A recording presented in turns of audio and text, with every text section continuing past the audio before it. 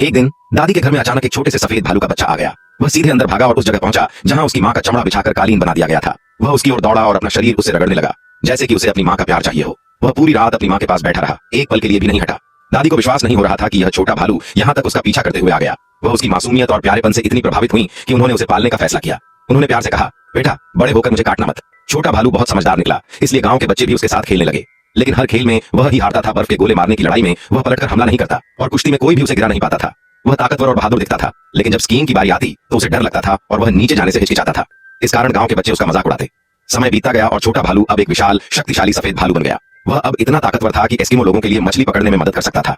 धीरे धीरे वह गांव का सबसे भरोसेमंद साथी बन गया। जब गांव वालों ने देखा कि भालू इतना ताकतवर है तो उन्होंने उसे शिकार में लगाने का सोचा, जिससे उन्हें काफी मुनाफा हो सकता था। कुछ मछुआरों ने मिलकर योजना बनाई और दादी से अनुरोध किया कि वह सफेद भालू को उनके साथ समुद्री शिकार पर जाने दें।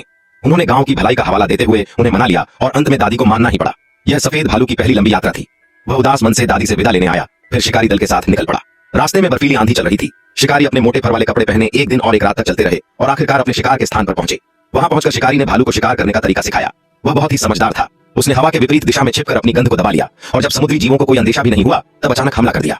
कुछ ही देर में उसने शिकारी दल के लिए दर्जनों सील पकड़ ली। उसके बाद से जहां भी यह सफेद भालू जाता वहां के मछुआरे दूसरों से कई गुना ज्यादा शिकार कर पाते। गांव का जीवन अब बहुत आसान हो गया था। सब लोग भालू को अपने परिवार के सदस्य की तरह मानने लगे। लेकिन यह सुखद जीवन ज्यादा दिनों तक नहीं चला। एक दिन जब तेज बर्फीली आंधी चल रही थी, दादी ने देखा कि उन्होंने जो खास कंबल भालू के लिए बनाया था वह गायब था। भालू परेशान होकर बाहर उसे ढूंढने चला गया। वह बहुत खोजता रहा, लेकिन कहीं नहीं मिला। आखिरकार वह निराश होकर वापस लौटने लगा। तभी उसने दूर एक आदमी की परछाई देखी। वह इंसानों के बीच पला बढ़ा था, इसलिए बिना डरे उस आदमी की ओर बढ़ा। लेकिन उसे क्या पता था कि यह वही शिकारी था जिसने उसकी मां को मारा था।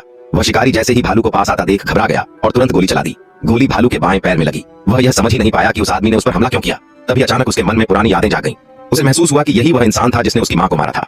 क्रोध से भरा भालू शिकारी पर झपटा और उसी पल उसका अंत हो गया। सुबह होने पर गांव वालों ने शिकारी की लाश और घायल सफेद भालू को देखा। दादी ने दौड़कर भालू की चोट पर पट्टी बांधी और रोते हुए उसके सिर पर हाथ फेरा। लेकिन गांव के लोग गुस्से में आ गए।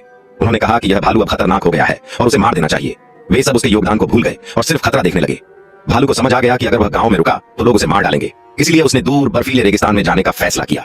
दादी का दिल भारी था, लेकिन यह भालू की जान बचाने का एकमात्र रास्ता था। भालू बार बार मुड़कर पीछे देखता, उसकी आंखों में नमी थी। दादी आंसू बहाते हुए उसे तब तक देखती रही जब तक वह बर्फ में खो नहीं गया। कई साल बीत गए।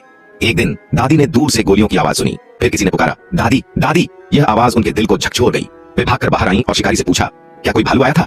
शिकारी ने कहा, हाँ, एक बड़ा भालू आया था जिसके शरीर पर एक पुराना कंबल था और उसके साथ दो छोटे भालू भी थे। यह सुनकर दादी की आंखों से आंसू बह निकले। उनका भालू अब खुद माता पिता बन चुका था और अपने बच्चों को लेकर उनसे मिलने आया था। लेकिन कुछ देर देखने के बाद वह अपने परिवार के साथ दूर चला गया। दादी खुशी के आंसुओं में डूबी रहीं और उत्तर की ओर देखते हुए सफेद भालू की यादों में खो गईं।